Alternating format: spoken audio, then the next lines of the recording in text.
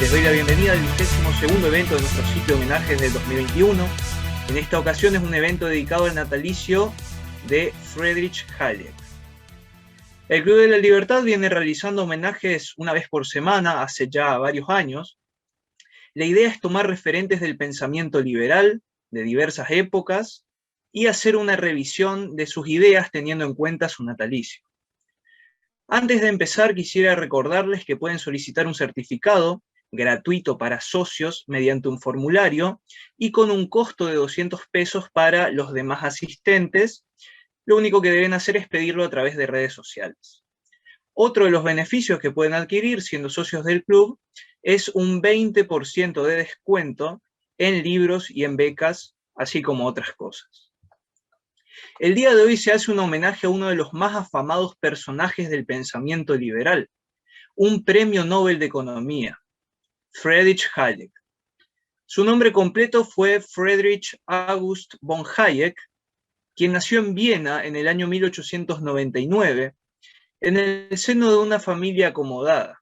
Estudió en la Universidad de Viena, donde fue discípulo de Ludwig von Mises y Karl Menger, por lo que fue formado por representantes de primer nivel de la Escuela Austríaca de Economía. Luchó en la Primera Guerra Mundial antes de doctorarse en Derecho y Economía, vivió los horrores de la Segunda Gran Guerra antes de trasladarse a Estados Unidos en 1950. Tuvo extensos debates con Keynes, que terminaron convirtiéndose en un famoso video de rap, y la influencia de esa pelea llegó hasta el cine en la película La Sociedad de los Poetas Muertos, en la cual se evidencia el adoctrinamiento vivido en las universidades día a día. Ya en el año 1989, el séptimo arte era consciente de ello, aunque a día de hoy esto ha cambiado. Fue una persona que denunció constantemente los desajustes y la inmoralidad del intervencionismo, viniese de donde viniese, de los conservadores, de los socialistas. Cualquier persona que desease dominar las acciones de los individuos era plausible de verse en veredas opuestas a este economista. Ponía en valor al individuo como único norte a defender, cosa puesta clara en su libro Camino de Servidumbre. Puesto que a menos que alguien pueda ser omnisciente, a menos que Dios rija un país, es imposible planificar la economía del mismo, puesto que la información está dispersa. No es la intención robar temas a los oradores, ni adelantarnos a los hechos. Por eso dejaremos lugar a nuestros disertantes. Ahora voy a pasar a compartir un video. Cuando Hayek regresó a su Austria natal, lo hizo deprimido. El éxito de la economía mixta hacía que su tesis del mercado libre y el mismo Hayek pareciesen más improcedentes que nunca. El mundo era más bien socialista.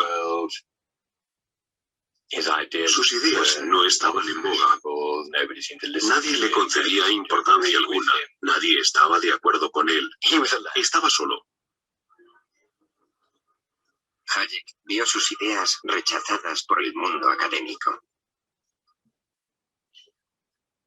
La mayoría de los departamentos llegó a abominar de mí,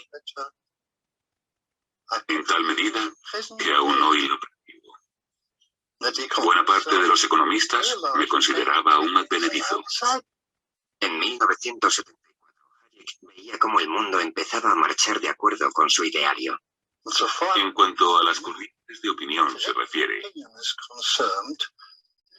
ahora por primera vez sigue la dirección correcta.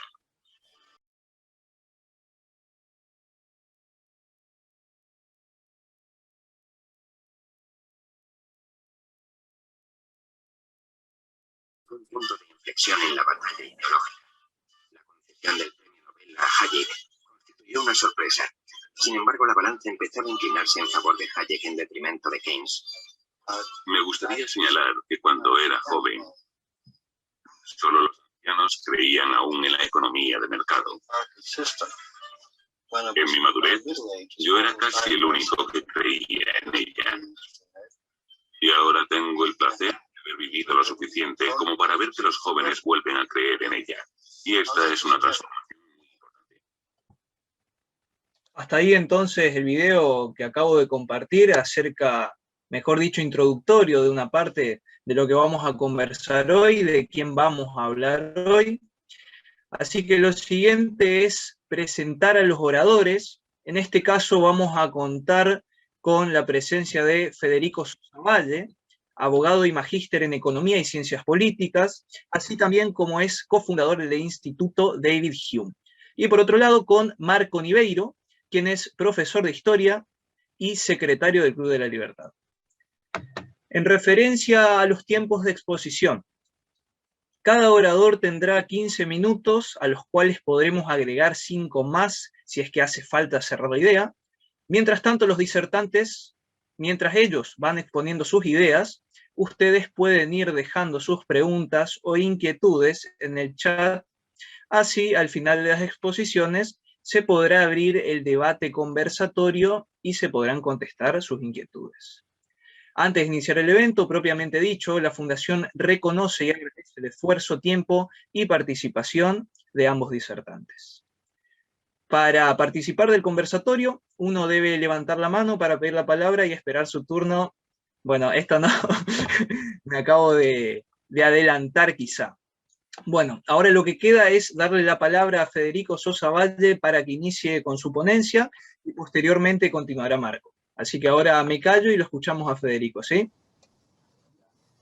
Bueno, muchísimas gracias, buenas tardes, muchas gracias a la Fundación Club de la Libertad por la invitación a participar en este homenaje a Friedrich Hayek. Muy valiosa la introducción, realmente permite entrar en calor y facilita también la exposición.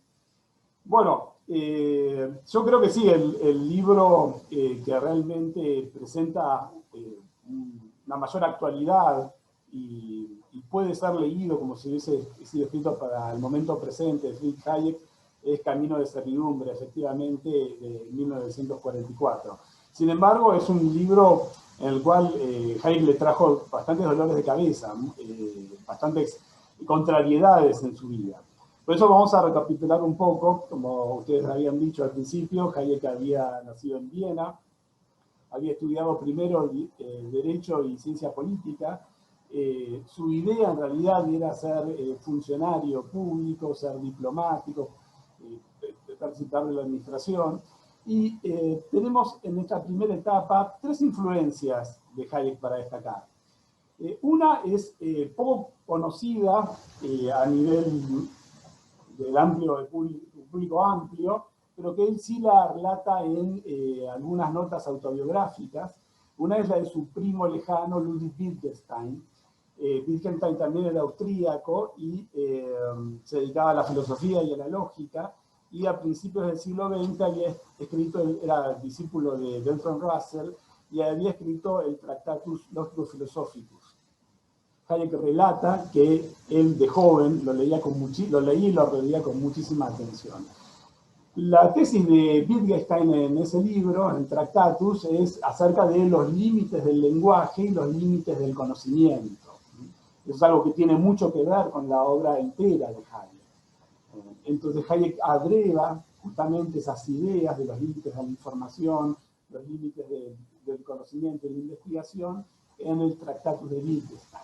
Una segunda influencia también poco conocida, pero que Hayek la relata también en otra nota autobiográfica, es la de su profesor de la juventud, Ernst Mach. Mach era un físico y filósofo austríaco, justamente Mach 1, Mach 2, Mach 3, la relativa a la velocidad del sonido, vienen por él, por sus investigaciones en el campo de la física, pero también tenía investigaciones en el campo de la biología y en el campo de la filosofía. Mach era, en términos filosóficos, un monista. Él lo que rechazaba era la distinción cartesiana entre mente y materia, ¿no?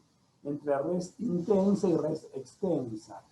Lo que Mach planteaba era que la realidad consistía de todo un continuo, y su filosofía era el empirocriticismo, en el cual el sujeto de conocimiento nacía de la propia experiencia.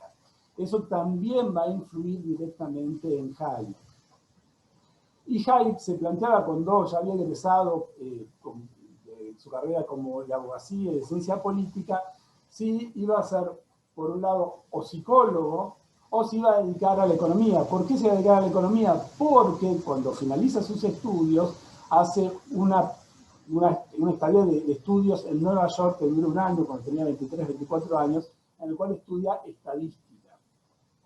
Eso también lo va a acompañar el resto de su vida por sus planteos acerca de la tendencia al equilibrio y más tarde acerca de su teoría acerca de las predicciones por patrones, pattern predictions, que la toma justamente del campo de la ciencia estadística.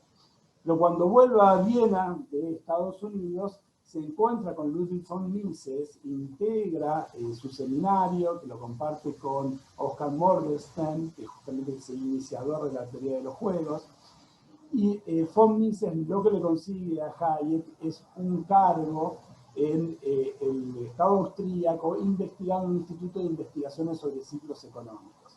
Entonces Hayek no se dedica a la psicología, sino que se pasa a dedicar a la economía de lleno, y lo que estudia es la historia de los ciclos económicos en Austria. Ese estudio acerca de los ciclos económicos, que se publicaba en alemán, fue mayormente traducido al inglés por alguien que iba a ser después un alumno de él, que es Niklas Kaldor.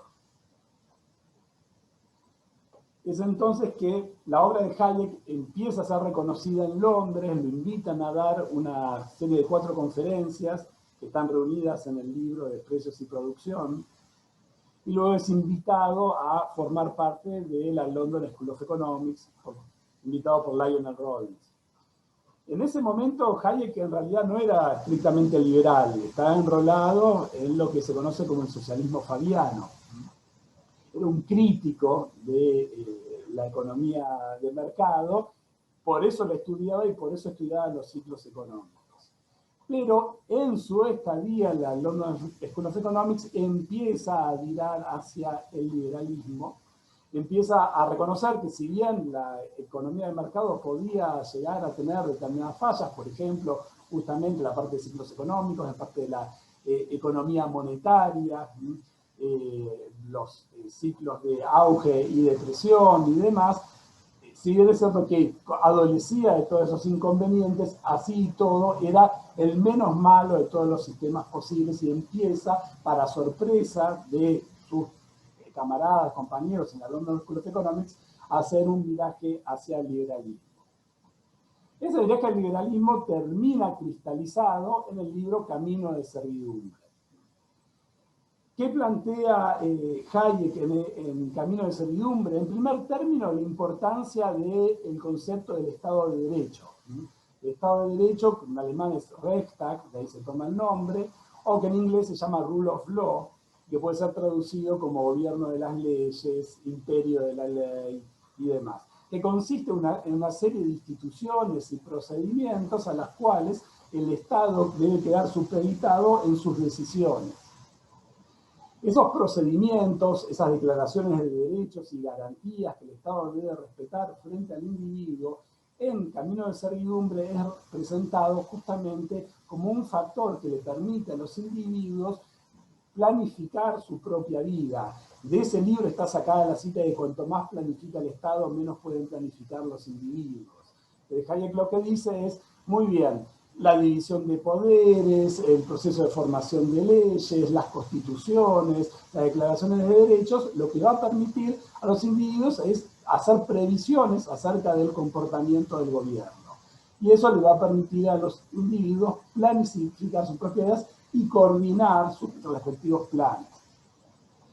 Ahora bien, este libro, Camino de Servidumbre, está dedicado a los socialistas de todos los partidos. Hayek, en un prólogo a una reedición de Camino de Servidumbre de la década del 70, aclara a qué se refiere por socialismo en ese libro. Y dice, bueno, miren, el término socialismo hoy está más identificado con políticas redistributivas y de Estado benefactor o asistencialista.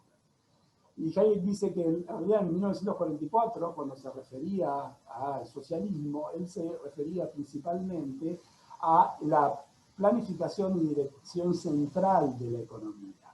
Por supuesto que esa planificación y dirección central de la economía podía estar encaminada a implementar un modelo de sociedad donde se redistribuya la riqueza, se redistribuya el ingreso y demás. Pero lo que es primordial para definir el socialismo en términos de Friedrich Hayek es justamente ese modelo de planificación y dirección centralizada de la economía, que puede estar motivada o por un modelo o un programa de ingeniería social o por una situación de emergencia. Tanto por una situación de emergencia o por un plan revolucionario de reforma social y demás, esa planificación y dirección central de la economía siempre se iba a chocar contra los sistemas de pesos y contrapesos, división de poderes, procedimientos propios del Estado de Derecho. Entonces, lo que Hayek nota como camino de servidumbre, el camino de servidumbre no es una intervención tras otra, no es un intervencionismo creciente precisamente, sino que el camino de servidumbre es justamente el proceso en el cual se va dejando de lado la división de poderes, se va dejando de lado el proceso de formación de leyes, en función de solucionar una determinada situación de emergencia, un determinado estado de excepción, o llevar adelante determinado modelo de ingeniería social. Cuando esos planes se encuentran con fallos de la Corte Suprema que declaran la constitucionalidad de leyes, las Cortes Supremas o los tribunales constitucionales empiezan a ser cuestionados. Cuando la emergencia demanda determinadas medidas justamente urgentes, es cuando el Congreso pasa de ser dejado de lado y ser sustituido por decretos. Y cuando alguien alza la voz y dice, no, un momento, esto es inconstitucional, o esto debe ser dictado o reglamentado por el Congreso, del otro lado se dice, pero más importantes son los planes de reforma social, más importante es solucionar la pobreza, más importante es encarar la emergencia. Entonces vamos a dejar de lado todos los procedimientos constitucionales para hacernos cargo de la emergencia o para poder reformar la sociedad como queremos reformarla. Entonces, en ese proceso de erosión de las instituciones propias del Estado de Derecho es donde se desemboca justamente en una dictadura o en una tiranía, y en eso consiste el camino de servidumbre. Ahora bien, como dijimos, este libro de Hayek le ganó el reproche de toda su comunidad académica en Londres. Asimismo, en esa etapa, Hayek, por una circunstancia particular de su vida, se divorciaba. Hayek estaba sentado en Londres, vivía en Hampstead, en el norte de Londres, con su esposa e hijos. Ahí justo en el video se mostraba uno de los hijos. En realidad, los hijos fueron muy críticos con él. Buena parte de todo su legado era rescatado por su nuera, en realidad porque, bueno, había causado un gran malestar en todo su entorno su divorcio, a su vez de la publicación de Camino de Servidumbre, la cual fue calificada como un panfleto, como un libro no académico, y se llegó a decir que Hayek había perdido todo su prestigio académico. Es entonces en que Hayek desempolva su proyecto de volver al campo de la psicología teórica, desempolva sus enseñanzas de su viejo maestro Ernst Mach y reelabora su teoría psicológica, y en el año 1952 publica Descenso y Orden, el orden sensorial. Es un libro muy interesante, para aquel que haya leído ya la obra de Hayek en profundidad, es un muy buen complemento, porque ahí es donde uno encuentra la definición de orden espontáneo, su definición del empirismo puro, donde él pretende superar a su maestro Ernst Mach y superar al empirismo de David Hume, y donde ahí él plantea y aclara qué significa su concepto de límite del conocimiento, de la información. Entonces plantea que hay dos límites. Uno es el límite relativo al conocimiento, que depende justamente de los mecanismos de medición, depende de la estadística. Dice, bueno, siempre se puede aprender un poco más, siempre se puede avanzar. Sin embargo,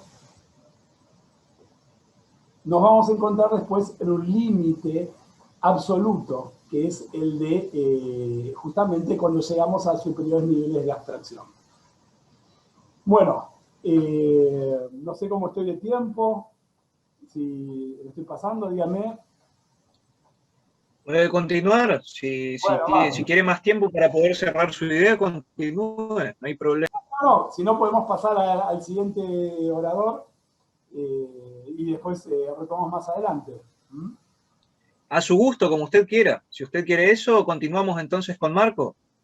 Muy bien, bueno, lo único que iba a decir finalmente es que Hayek después se traslada a Estados Unidos justamente por el éxito de Camino de Servidumbre. Pero bueno, después vamos a seguir más adelante, le paso la palabra a Marco. Marco, te toca entonces.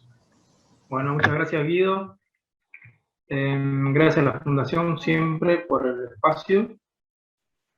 Bien, yo voy a abordar otro aspecto de Hayek, que es el papel de las ideas, los intelectuales, y voy a hacer un recorrido de varias de sus obras, siempre teniendo como norte estos dos conceptos, y al finalizar le voy a hacer una relación con un intelectual, valga la redundancia, que no es precisamente liberal, pero que nos va a ayudar a entender un poco también esto que Hayek estudió mucho, acerca del tema de los intelectuales y las ideas, el impacto que tienen. Bien, la razón por la cual yo me introduje entonces en esto fue porque, como todos los que estamos en este Zoom, creo suponerlo, queremos entender lo que todos queremos entender. Esto es una pregunta que Hayek también se hacía, o por lo menos lo que defendemos, la causa de la sociedad libre que queremos entender, y es por qué nos va tan mal, por qué tiene tanto éxito el socialismo o el comunismo. ¿Por qué la gente que cree tanto en el internacionalismo estatal, que no cree en la sociedad abierta, que no cree en la libertad, tiene tanto éxito? Alguien alguna vez dijo que no puede ser que haya un gen colectivista o estatista que nos lleve a ese socialismo. No puede ser lo único, al menos. Si ustedes se fijan, en perspectiva histórica ya, ha habido periodos en la historia en que las ideas predominantes han sido las ideas del liberalismo clásico. La fundación de los Estados Unidos es un mejor ejemplo. La Inglaterra del siglo XIX también. En general, en Europa del siglo XIX, lo que se conoce como el mainstream era bastante libertario, vamos a decir así.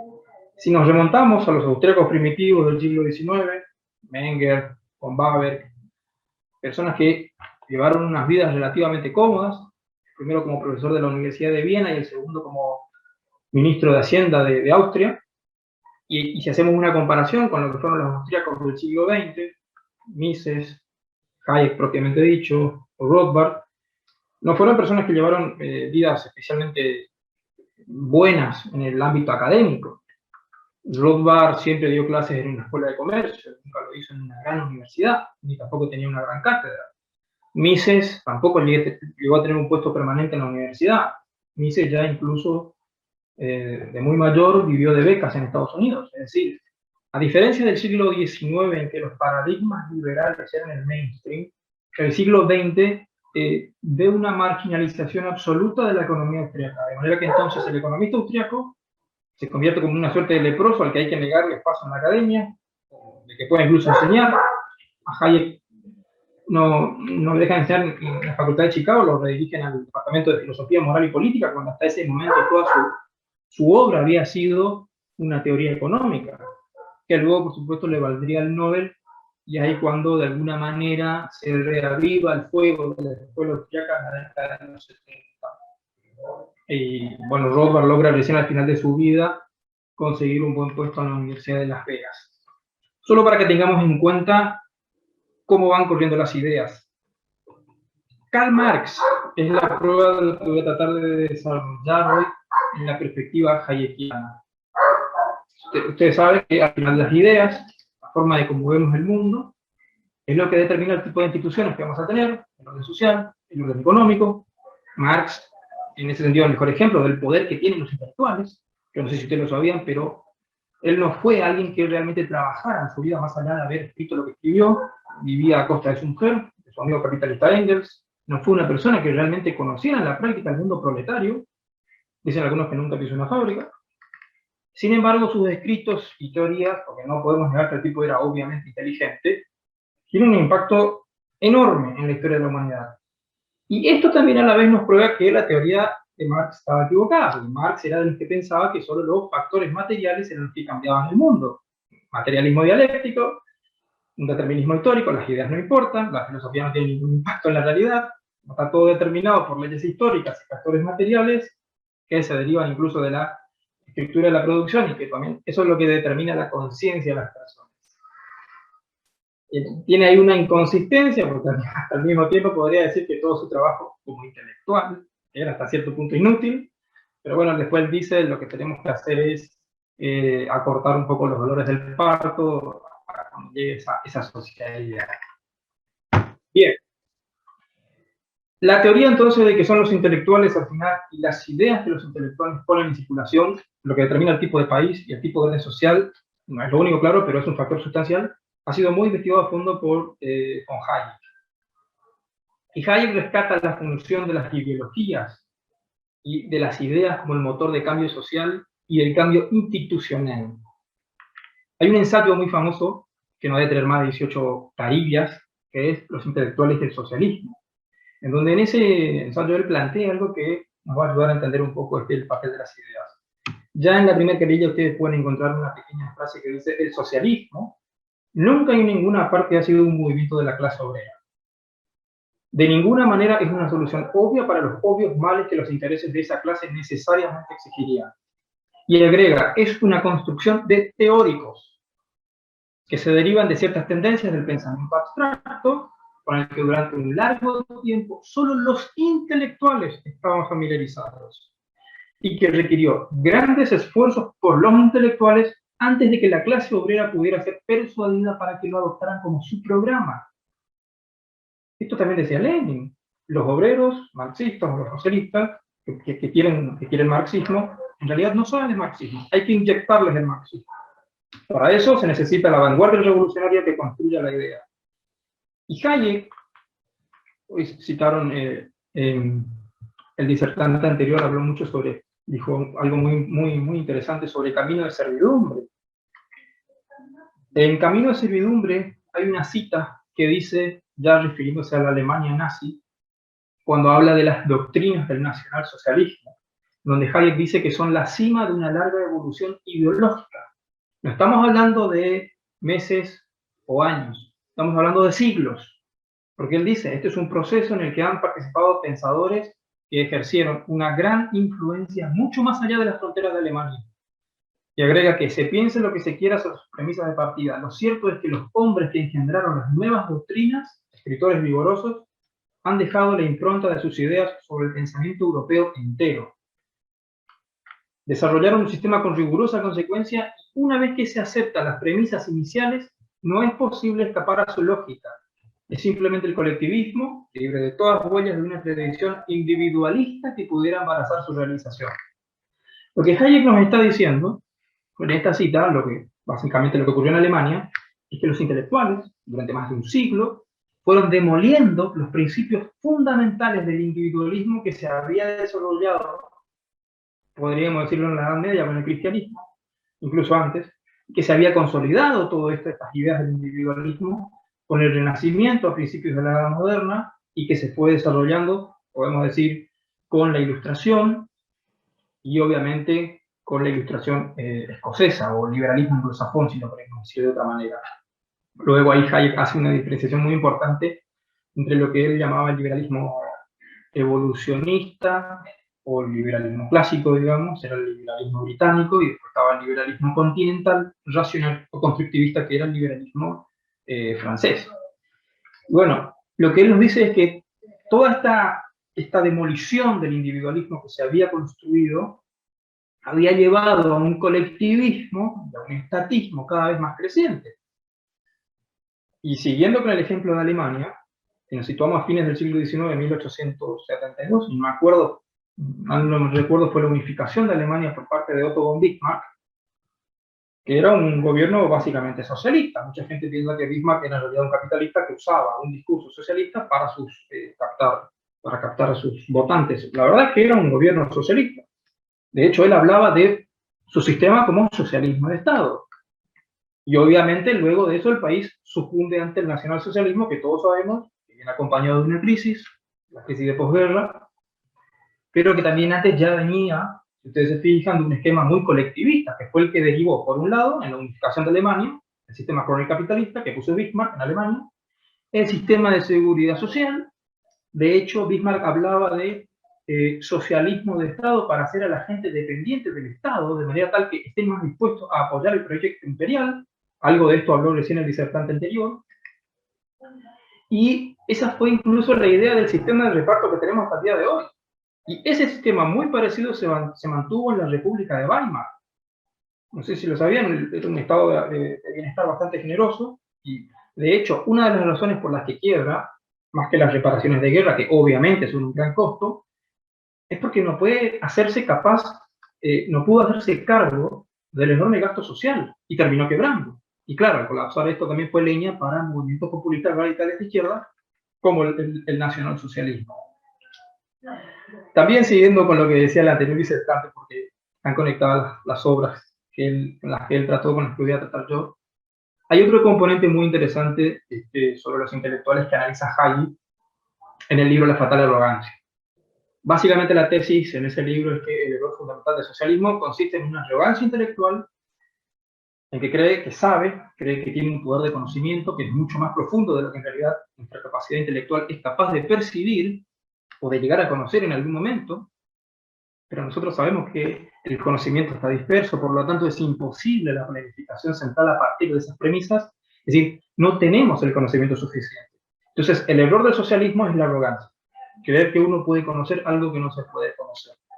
Yo no sé qué tanto les gustará la literatura, pero el escritor británico J.R.R. Tolkien escribe esta famosa El Señor de los Anillos, y hay algo muy interesante aquí cuando hay un mago que se llama Saruman, le dice a Gandalf: el tiempo de los elfos se ha terminado, nuestro tiempo ha llegado, el mundo de los hombres debemos gobernar, pero debemos tener poder para ordenar todas las cosas según nuestra voluntad. Solo así podremos alcanzar el bien que únicamente los sabios podemos ver.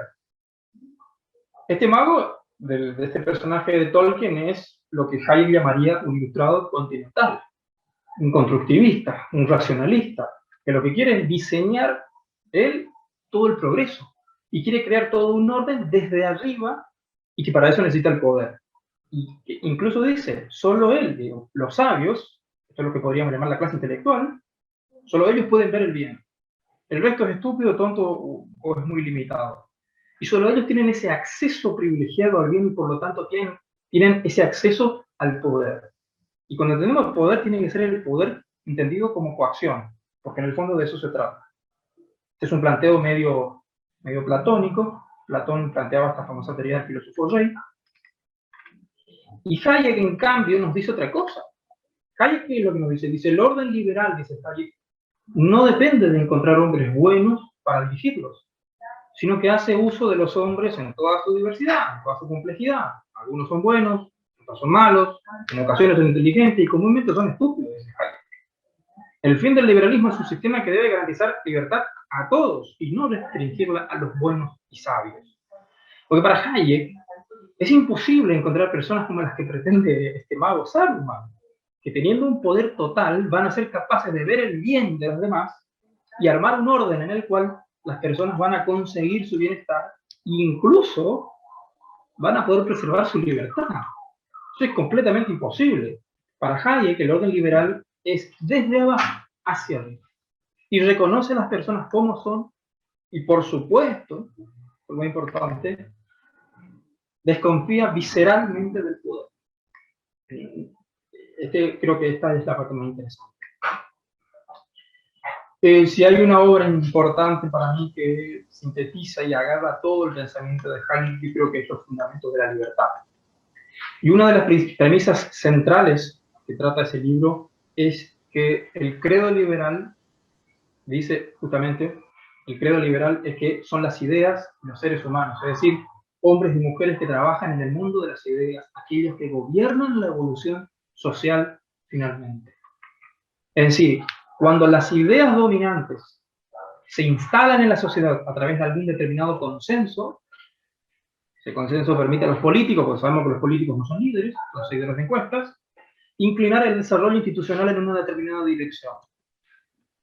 Hay un caso muy famoso, que creo que todos deben conocerlo, que es el famoso caso de Sir Anthony Fisher, que ejemplifica bien esto, cuando el empresario, al leer el libro de Hayek, Camino a Servidumbre, creo que era, se da cuenta que Inglaterra se está encaminando hacia ideas socialistas. Entonces se dirige a la London School of Economics, donde Hayek era profesor, y le dice que él, para frenar eso, él se iba a meter en política, y Hayek le contesta que no, digo, que no pierda su tiempo, los políticos siguen las ideas de moda. Usted lo que tiene que hacer es financiar intelectuales, crear think tanks, tiene que difundir las ideas de la libertad. Y una vez que esas ideas sean dominantes, los políticos las van a seguir.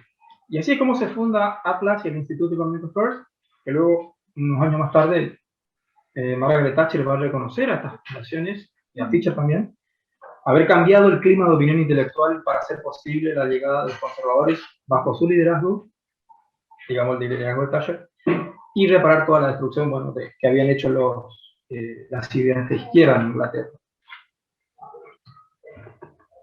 No sé cómo estoy de tiempo, Guido. Muy bien. Tomo la palabra. Guido, tomo la palabra. Sí, tome la palabra, Federico. Espere. ¿Querés cerrar, Marco, tu...? Quería una pequeña conclusión. Ahí está, bueno. Vamos a hacer que cierre Marco, entonces, y después volvemos con Federico. Sí, mi conclusión rápida acá era relacionar a Hayek, digamos, este análisis de las ideas y de los intelectuales que hace Hayek con Antonio Gramsci.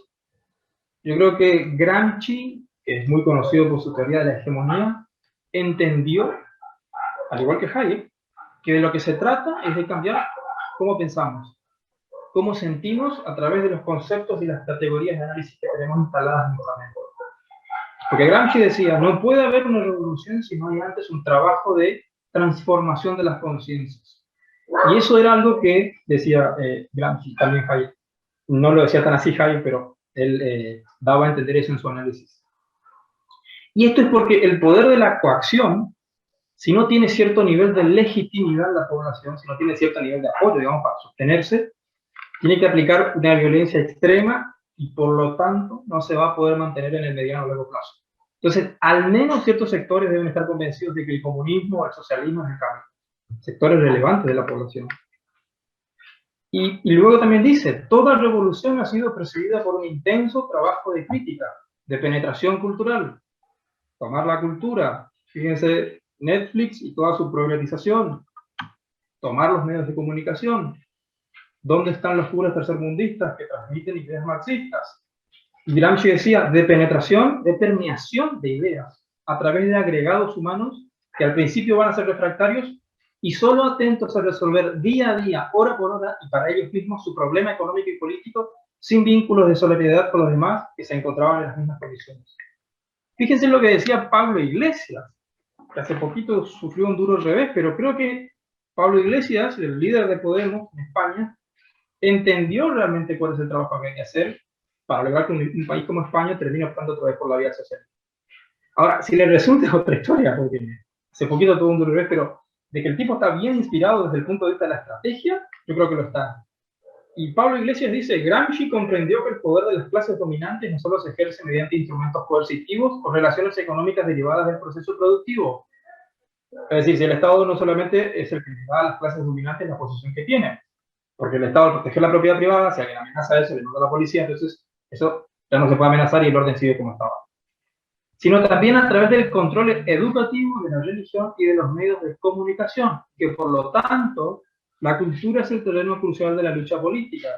Esta frase final me parece muy importante, porque al final de lo que se trata, digamos, es, digamos, otras cosas, incluso también me olvidé, lo fundamental para él es tomarse la economía, los medios de comunicación, pero al final de lo que se trata es de lo que Gramsci llamaba guerra de posiciones.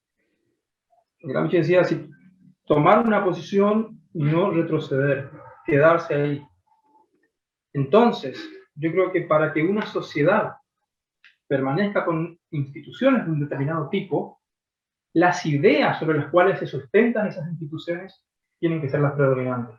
Si no, no hay ninguna posibilidad de que se subsistan esas instituciones. Si la opinión pública se vuelve en contra de una determinada institución, esa institución tiene los días contados. Porque en definitiva, lo que decide, lo que va a pasar, digamos, es lo que tenemos en la cabeza, ese filósofo que todos llevamos dentro. Y ese me parece que es el tema fundamental, y es el mensaje final que yo rescaté leyendo a Hayek y que quería dejarles en esta tarde. Muchas gracias, Guido. Muy bien, muchísimas gracias, Marco. Vamos a hacer esto entonces. Ahora vamos a darle unos minutitos más a Federico para que pueda cerrar alguna idea que tiene ahí y posteriormente vamos a abrir el conversatorio, ¿sí? Adelante, Federico. Muy bien, muchas gracias. Bueno, ahí Marco citó un libro muy importante que es The Constitution of Liberty, que fue traducido como Los Fundamentos de la Libertad. ¿Qué pasó? Cuando Hayek publica Camino de Servidumbre, es muy mal recibido en Europa, pero sí muy bien recibido en los Estados Unidos. ¿Por qué? Porque había sido resumido y publicado por una publicación muy extendida de Estados Unidos, no sé si el día de hoy existe, que se conoce acá como Selecciones, de Reader's Digest. Y el libro Camino de Servidumbre había sido resumido y había sido leído en forma resumida en todos los Estados Unidos, con un gran éxito. Por eso lo convocan para dar una serie de conferencias. Y Hayek cuenta en su autobiografía, que es Hayek con Hayek, que en realidad él descubre que los norteamericanos que lo llamaban, estaban interesados en su idea, habían leído un libro completamente distinto. Eso lo confiesa él. Pero bueno, él igualmente aprovechó, dio conferencias, todas sus ideas, y es cuando un millonario dice, bueno, yo quiero que Hayek dé clase en los Estados Unidos, consigue que dé clase en Chicago. El millonario dice, yo pago los escenarios de Hayek como profesor. No lo aceptan este famoso profesor de Milton Friedman en la Escuela de Economía y lo aceptan en la Escuela de Ciencia Política. Entonces él se ve en la obligación de revalidar, porque él había estudiado Derecho y Ciencia Política en Viena, después la Universidad de Londres le había dado el título de doctor en Economía por la teoría pura del capital, pero él para revalidar su posición como profesor de ciencia política y teoría moral, es que escribe The Constitution of Liberty, y ahí tiene varios conceptos muy importantes de este libro, pero algo que es muy de destacar es que tiene la definición de libertad individual entendida como ausencia de coerción arbitraria. Antes, Isaiah Berlin había definido la libertad negativa, la libertad individual como libertad negativa, como ausencia de coerción. Hayek le agrega el elemento de la arbitrariedad. Entonces define la libertad individual como ausencia de coerción arbitraria. Y entonces, justamente, empalmando con lo que había hablado Marcos, estamos hablando, si hablamos de arbitrariedad, ¿en qué consiste lo arbitrario? ¿Qué consiste la coerción que sí es legítima, que no es arbitraria? Hayek la define por la negativa. Se define, bueno, por aquella coerción que justamente, esas normas que se dictan siguiendo los procedimientos constitucionales. Aquellas normas que tienen un control de constitucionalidad. Aquel sistema político que justamente se rige por un Estado de Derecho. La libertad individual únicamente será posible dentro de un sistema político en donde integre el gobierno de las leyes y no de la voluntad de los otros. Hayek no queda conforme con Constitution of Liberty y cuando se retira vuelve a escribirla y escribe Derecho a la expresión y libertad en 3 tomos, publicados en 1973, 76 y 79, y en el medio, hasta 1974, cuando estaba en ese plan, cuando era un pensador político, es que recibe en 1974 el Premio Nobel de Economía. Pues ahí empieza a haber un revival de Hayek, empieza a ser llamado, porque se comenta que cuando Hayek le daban el Premio Nobel de Economía, muchos pensaban que ya había fallecido. Entonces ahí es cuando Hayek vuelve a la palestra, vuelve a los medios de comunicación masivos, y donde también publica La desnacionalización del dinero en 1976, que es un libro muy breve, es una ocurrencia que tiene Hayek en torno a por entonces Comunidad Económica Europea. Hayek dice, bueno, dejemos que las monedas compitan dentro de la Comunidad Económica Europea, porque así, de esa manera, vamos a descubrir cuál es el mejor sistema monetario. Hayek, cuando era joven, se había dedicado a la economía y había justamente elaborado la noción de moneda dinero neutral. Es un aporte a la teoría económica, en El dinero neutral es aquel en el cual las variaciones de precio van a reflejar las variaciones en las de la actividad de los bienes. Y no así aquellas variaciones de precios que están influidas por cuestiones monetarias. Y Hayek lo que había descubierto es que las condiciones para el dinero neutral era que la oferta monetaria se mantenga constante, que se pueda prever las modificaciones en el poder adquisitivo del dinero que puede provenir de la demanda monetaria, y que haya un mecanismo de reajuste de contratos. Y él había llegado a la conclusión de que el dinero neutral es imposible de alcanzar. Después había suscrito, eso aparece en los ensayos de Indonesian Economic Order, que Hayek dice que son sus mejores ensayos, un sistema monetario que le gozaba de una commodity reserve currency, un sistema de convertibilidad no contra otra moneda, sino contra una canasta de bienes. Que igualmente reconocía que era difícil de poner en práctica. Y Hayek, en la negociación del dinero de 1976, lo que hace es decir, bueno, vamos a dejar que los propios agentes económicos seleccionen con el mejor sistema monetario. Entonces ahí tenemos la economía de mercado como un sistema de descubrimiento, como un sistema epistemológico, que no depende de ningún científico, que no depende de ningún comité de planificación central, sino que se da por la coordinación e interacción entre los diferentes agentes económicos y diferentes selecciones individuales. Y de paso Hayek dijo, bueno, si bien la moneda neutral es imposible de alcanzar, sí podemos decir que, y en ese momento estamos hablando del año 1976, donde todas las economías del mundo eran inflacionarias, que un valor para la moneda es que al menos tenga una estabilidad, porque eso permite el cálculo económico. Entonces, nos podemos imaginar que esas monedas que van a competir, esos sistemas monetarios que van a competir entre ellos, en esta naciente Comunidad Económica Europea, van a tratar de ofrecer una moneda lo más estable posible. Entonces van a apuntar al 0% de inflación, o por lo menos una inflación baja. Y ese se reconoce que es el primer esbozo de lo que hoy se conoce como inflation target. No, metas de inflación. Sin querer, Hayek descubrió el concepto. Pero bueno, igualmente para ese momento eso fue algo lateral, una opinión lateral, porque Hayek ya estaba metido de lleno, no solo en la ciencia política, sino también en la teoría del derecho. Porque si la libertad individual, la ausencia de coerción arbitraria, entonces la coerción que no es arbitraria es la que está fundada en derecho. Entonces lo que tenemos que preguntarnos es, ¿qué es el derecho? Entonces ahí en Derecho, Legislación y Libertad es donde él elabora toda su teoría del derecho espontáneo, que nace de la costumbre, y que únicamente se puede expresar en términos generales y abstractos, que son las leyes, pero que para su formulación concreta únicamente se da en el caso judicial. Entonces, de esa manera, se escapa de la planificación central, porque lo único que pueden hacer los gobiernos es dictar leyes generales y abstractas.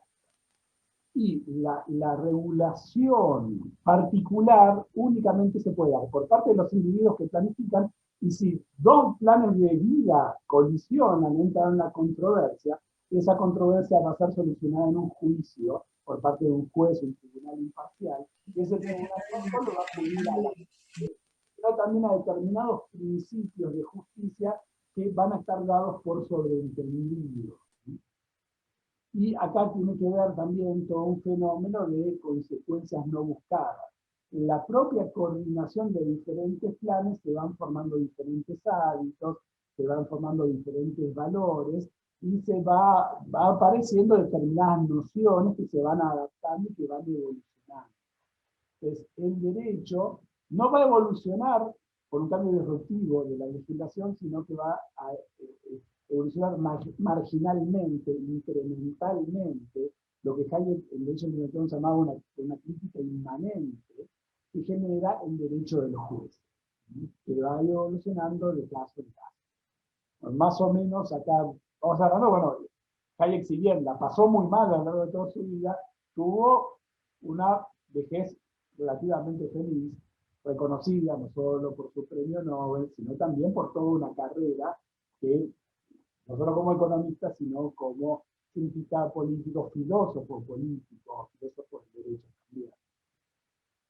Entonces, bueno, también no vale la pena centrarse tanto en la visión afligida de Hayek, que es cierto, que es una persona que pasó por malos momentos, que tuvo problemas de depresión, etcétera, etcétera, etcétera. Pero también hay toda una parte gloriosa de Hayek que se fue dando a través de su vida y también se da al día de hoy, porque realmente, yo estoy mirando por acá, porque acá tengo El Camino del Segundo, es un libro actual. Es un libro que puede ser leído hoy y parece escrito para hoy. Y sobre todo parece escrito para la Argentina. Justamente cuando se habla precisamente de las vulneraciones al Estado de Derecho, y una determinada alerta, y también aquellos planes o invocaciones de la emergencia para vulnerar el Estado de Derecho, o cuando no hay una emergencia y cuando hay una relativa estabilidad, hay un plan de transformación social, un modelo de distribución o un modelo de diversificación, etcétera, etcétera, etcétera, que nunca se explica cuál es, pero que siempre sirve como excusa para vulnerar la ley. Bueno, más o menos era esto lo que quería decir. Muy bien. ¿Las preguntas? Muchísimas gracias, Federico. Vamos a pasar entonces a lo que es la apertura del conversatorio. ¿Sí? Antes de iniciar esto, digamos, vamos a recordar lo simple. Para participar, lo único que tienen que hacer es levantar la mano para pedir la palabra y esperar su turno para poder ser contestado, ¿no? Les recuerdo lo siguiente a la gente que se encuentra acá. Levantar la mano es una de las funciones que tiene Zoom. Acá en la parte donde dice reacciones, ustedes abren ese icono y va a aparecer algo que dice levantar la mano. Ahí lo único que tienen que hacer es apretar. Ahí doy el ejemplo, no sé si se nota. Tienen que hacer eso que estoy haciendo yo. Va a aparecer ahí en la parte superior una manito levantada y ahí vamos a poder atenderlo, ¿sí? Así que bueno, abrimos el conversatorio. Vamos a ver si es que alguien tiene alguna duda específica. Si quieren participar, les habilitamos el micrófono. Si es que levantan la mano, le otorgamos la palabra, ¿sí? Si no, continuamos con la lectura de las preguntas que se encuentran en el chat, que también pueden ir haciendo por esa vía, ¿sí? Vamos a arrancar entonces, en este caso, preguntando algo que yo había encontrado acá. Lo hace Hernán Alcolea y pregunta, ¿qué opinaba Hayek de instituciones como el Fondo Monetario Internacional o el Tratado de Bretton Woods? No sé cuál de los dos disertantes quiere responder. Federico. Yo en esa le cedo la palabra a Federico, la verdad que... Federico. A ver, el Fondo Monetario Internacional, cuando fue creado, era un mecanismo para compensar monedas, justamente para evitar desbarajustes en las respectivas balanzas de pagos de los distintos países y para evitar atrasos cambiarios y también evitar determinadas guerras de monedas. Ese fue el nacimiento del Fondo Monetario Internacional. Es cierto, fue inspirado por Keynes, pero si bien Hayek era un contradictor de Keynes en términos teóricos, también trabajó junto a Keynes. Justamente cuando fue la Segunda Guerra Mundial, Hayek era austríaco, Austria había sido anexada a Alemania, entonces él tenía que tomar partido, y gracias a Keynes él pudo optar por la ciudadanía británica y se incorporó al gobierno inglés y trabajó en un plan de recuperación de la deuda de guerra y demás, pero bueno, también para cuando ya justamente se había creado el Fondo Monetario Internacional y demás, Hayek estaba un poco alejado de la economía. Y después, el Fondo Monetario Internacional de la década del 70, en realidad era un fondo monetario que justamente impulsaba determinados cambios que estaban en la misma dirección de Hayek, de la década del 70. El Fondo Monetario fue cambiando mucho su ideología, fue cambiando también sus propósitos y demás. Yo la verdad que no, por lo menos no tengo noticia de alguna opinión de Hayek. Hayek sí es cierto que cuando le preguntaban, opinaba de todo y también se metió en camisas de 11 varas. Pero bueno, por lo menos alguna declaración de Hayek sobre el Fondo Monetario Internacional no me ha llegado. Muy bien, buenísimo, muchas gracias. Alguien que tenga alguna otra inquietud, recordemos, pueden hacerlo a través del chat o levantando la mano. Nosotros le otorgamos la posibilidad de que puedan abrir sus micrófonos, ¿sí? Vemos ahí personas que se encuentran mirando la pantalla, a ver si alguno tiene alguna inquietud específica para que puedan responder acá a nuestros disertantes. Si no, seguiremos buscando. En todo caso, si no hay ninguna duda, iremos haciendo un cierre, ¿no? Porque veo que en el chat tampoco hay ninguna duda planteada por momentos. Yo quería hacer otra pregunta, quería consultar, no sé quién puede responderme esto, ¿cuáles son las obras fundamentales de Hayek? ¿Cuáles son las que ustedes recomiendan, mejor dicho? ¿Cuáles son las que Marco recomienda y cuáles son las que Federico recomienda para que nosotros podamos, por ahí quizás los que tenemos ansias de conocer un poco más a fondo sobre Hayek, podamos arrancar, adentrarnos en ese camino a poder entender quién era? ¿Querés arrancar vos, Marco? Después yo. Sí, para mí una obra fundamental de Hayek es Los fundamentos de la libertad. De hecho, si te estás influyendo en las ideas de la libertad, ese sería para mí una obra fundamental. Ahora, esa no fue la mejor obra, digamos, en el sentido que tuvo tanto éxito. De hecho, no tuvo tanto éxito o repercusión como él creía que iba a tener, porque él creía que esa obra iba a ser algo así similar como La riqueza de las naciones de Adam Smith.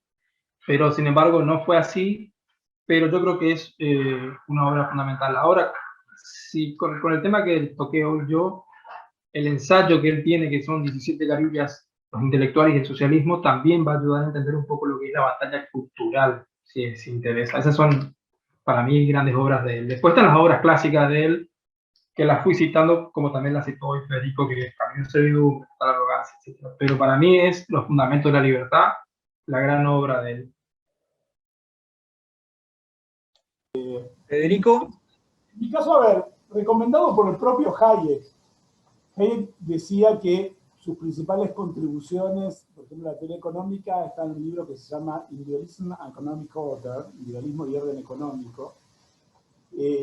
Orden económico también, porque Hayek en una de sus etapas fue gordo liberal. En el discurso de la apertura de la Montpellier Land Society, que él es fundador de la que se llama Montpellier Land, él hace una contraposición entre libre empresa y orden competitivo. Y él estaba en contra de un sistema de libre empresa irrestricto. Él estaba a favor de un orden competitivo, es decir, economía de mercado con un control por parte de los gobiernos en contra de los monopolios. Eso lo pueden encontrar justamente en el volumen de Individualismo y Orden Económico. Y por eso él también hace tanto hincapié en el orden espontáneo, orden abstracto, orden sensorial, etcétera, etcétera. Por eso me importa que le viene del ordoliberalismo, que fue asimilado en Alemania por la democracia cristiana. Ese es recomendado por el propio Hayek. Después, como para comenzar con Hayek, yo sí, el Camino de Servidumbre, sin duda. Sin duda, ahí está todo. Porque es un libro personal, donde él habla desde él mismo, donde opina de todo, donde deja su testamento.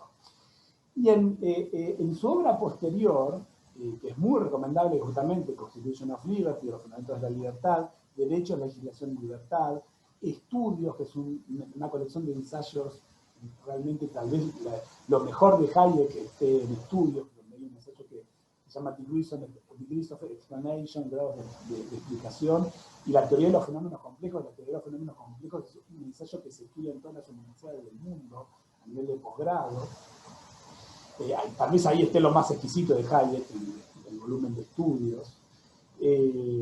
Bueno, en realidad son notas a pie de página de Camino de Servidumbre, ¿no? Es decir, como que Hayek quiere fundamentar teóricamente lo que puso una pluma estrictamente política en Camino hacia el Nombre. Yo tengo una predilección muy particular por Derecho, Legislación y Libertad, porque también fue un libro que cuando yo era docente en la Facultad de Derecho en la Universidad de Buenos Aires daba capítulos, ya tanto como ayudante, como jefe de trabajo práctico, como cargo de cursos y demás. Yo enseñaba en la Facultad de Derecho Economía Política, Derecho Económico, dando además Derecho, Legislación y Libertad, que son 3 tomos. El primero es Normas y Orden, donde es toda una teoría jurídica. El segundo es el de el espejismo de la justicia social, donde, pese a que su título es bastante polémico, en realidad él dice, bueno, él se manifiesta a favor de todos aquellos sistemas asistencialistas que sean universales. Está en contra de políticas particulares, justamente arbitrarias, focalizadas en determinada emergencia. No, eso, bueno, mire, si va a ser un sistema de jubilación que sea igual para todo el mundo, si va a ser un sistema de educación que sea igual para todo el mundo. Lo que focaliza es el caso de la igualdad ante la ley. Después el tercer tomo, que es donde ahí él elabora su teoría de reforma política, donde él dice, bueno, vamos a separar 2 cámaras, ¿no? La cámara política, que va a atender las cuestiones de gobierno, las cuestiones urgentes, y después una asamblea de 15 miembros que se va a elegir una vez por año, a los 45 años de edad por sus contemporáneos, y esa asamblea de 15 miembros es la que va a dictar el Código Civil, el Código Comercial, etcétera, etcétera, que es toda la legislación de fondo. De tal manera de separar el derecho de la política. Hay un autor que también Marcos había citado a Gramsci, que es otro autor que lamentablemente está muy de moda, porque lamentablemente pues, es un autor de un sesgo bastante autoritario, que es Carl Schmitt. Hayek fue toda su vida un contradictor de Carl Schmitt. Carl Schmitt justamente es el teórico del estado de excepción, el teórico de la dictadura. Justamente Constitution of Liberty, los fundamentos de la libertad, parece dedicado para contradecir a Carl Schmitt. Es decir, si uno lee Carl Schmitt y lee Constitution of Liberty, parece dedicado a Carl Schmitt.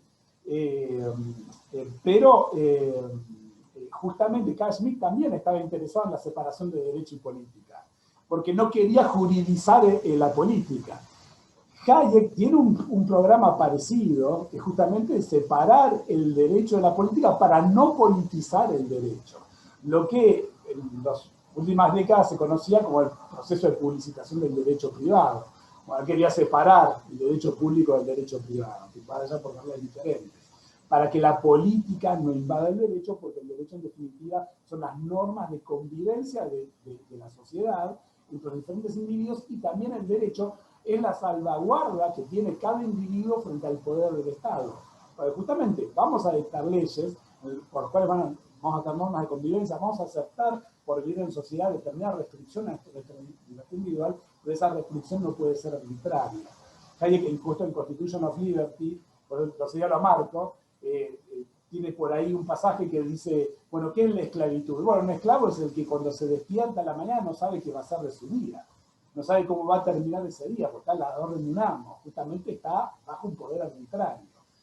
Entonces, Hayek asimila la libertad con justamente la posibilidad de planificar la propia vida, y para planificar la propia vida tengo que saber con cuáles normas cuento.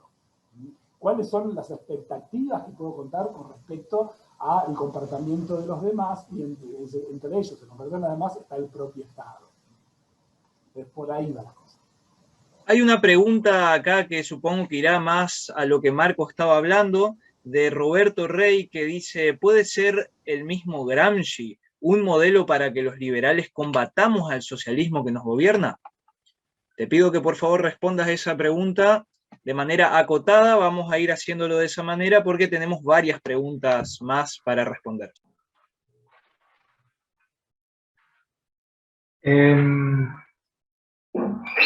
Sí, totalmente. A ver, sí, tenemos que, la pregunta en realidad es si tenemos que adoptar la estrategia gramsciana. Ok.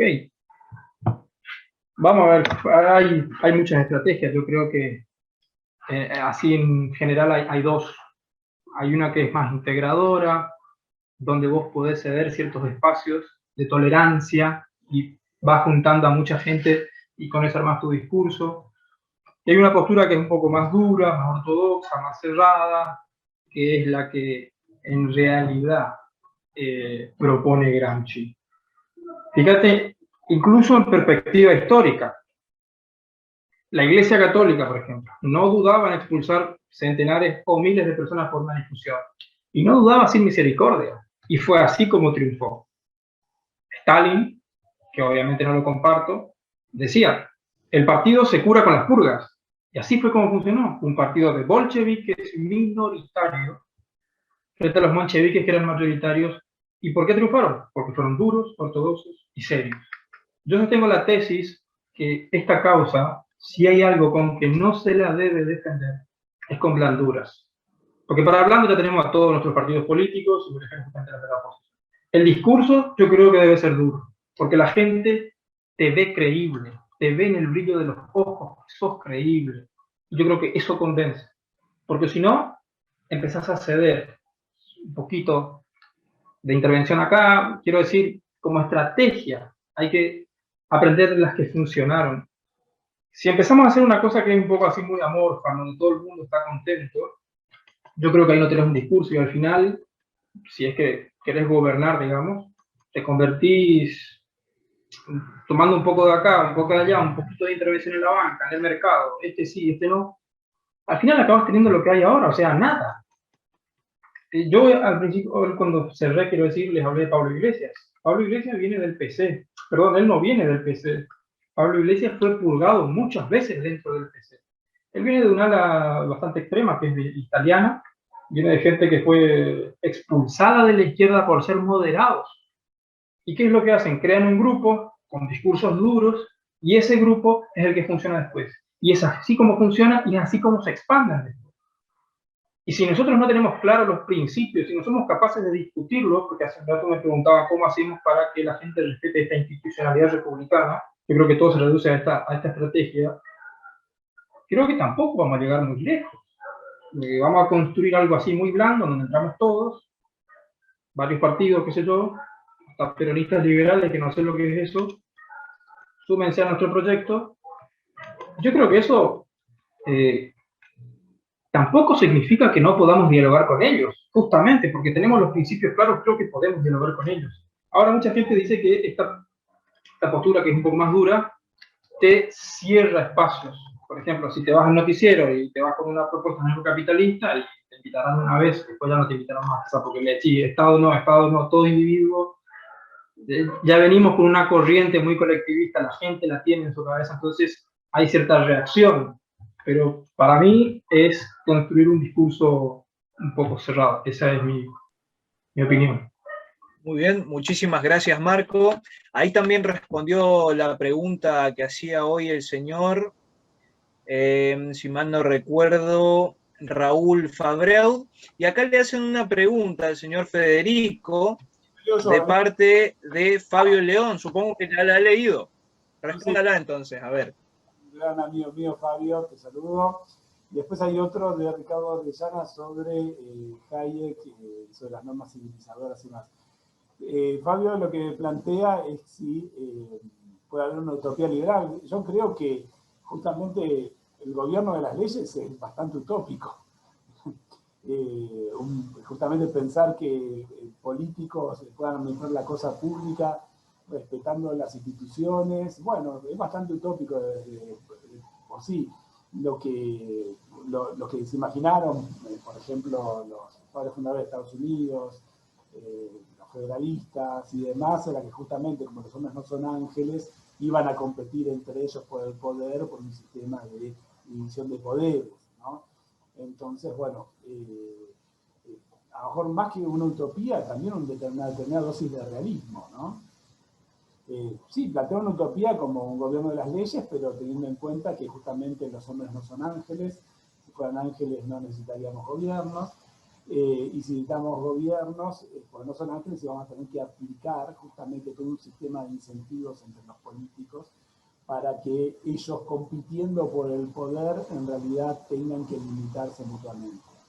Y con respecto a, no resulta paradójico, Ricardo Orellana, no resulta paradójico que esas normas creadas vayan en dirección socializadora, no resulta paradójico que las normas creadas. vaya en la dirección contraria, es decir, una ética socializada. En realidad, el socialismo demanda justamente sociedades cada vez más pequeñas, sociedades controladas. Por eso cuando muchos se ilusionan en los gobiernos municipales y los gobiernos locales para defender la libertad, yo la verdad soy bastante escéptico. Cuanto más chica es la comunidad, justamente más queda a merced de caciques, líderes, Führers, etcétera, etcétera, etcétera.